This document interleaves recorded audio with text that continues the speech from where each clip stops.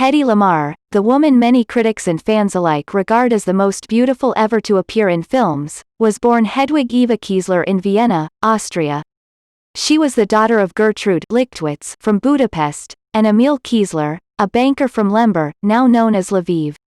Her parents were both from Jewish families. Hedwig had a calm childhood, but it was cinema that fascinated her. By the time she was a teenager, she decided to drop out of school and seek fame as an actress, and was a student of theater director Max Reinhardt in Berlin.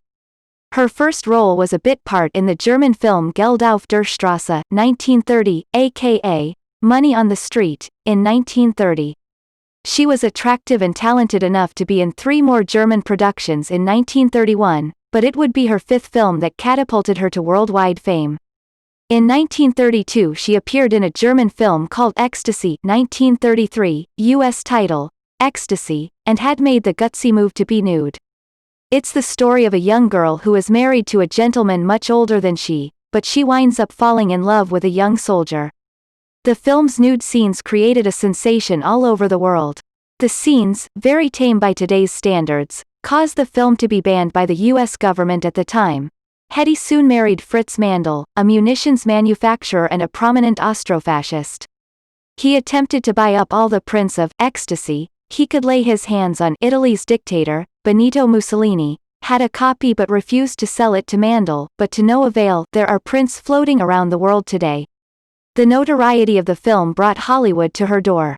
She was brought to the attention of MGM mogul Louis B. Mayer, who signed her to a contract. A notorious prude when it came to his studio's films, Mayer signed her against his better judgment, but the money he knew her notoriety would bring into the studio overrode any moral concerns he may have had. However, he insisted she change her name and make good, wholesome films. Hedy starred in a series of exotic adventure epics. She made her American film debut as Gabby in Algiers, 1938. This was followed a year later by Lady of the Tropics, 1939. In 1942, she played the plum role of Tondaleo in the classic White Cargo, 1942.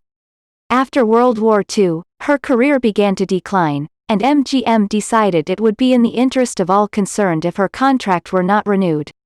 Unfortunately for Hedy, she turned down the leads in both Gaslight, 1940, and Casablanca, 1942, both of which would have cemented her standing in the minds of the American public.